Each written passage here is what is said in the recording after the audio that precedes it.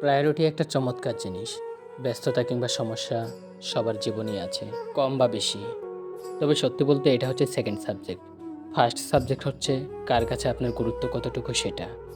কেউ উপর থেকে আপনার মেসেজ দেখে সরিয়ে রাখবে, কেউ আবার যথাসম্ভব দ্রুত রিপ্লাই দিবে এবং কনভারসেশন লম্বা করার জন্য চেষ্টা করবে। কেউ ঘড়ি দেখে রাত 12টায় জন্মদিনের উইশ করবে, কেউ আবার জানবেই না আপনার জন্মদিন কবে গেল।